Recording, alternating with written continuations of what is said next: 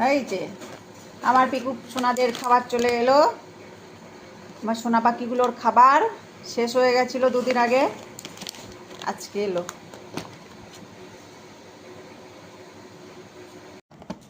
এগুলো এখন পিকু পিকু মিকু খাবে। দেখেছো ওদের বীজ এসছে নতুন আজকে। এই দেখো পিহু দেখ কেমন করে দেখছে খাবে বলে। মা তোমাকে দিতে হবে? মা আমি দেবো না তোমাকে, এদের কে খাবে?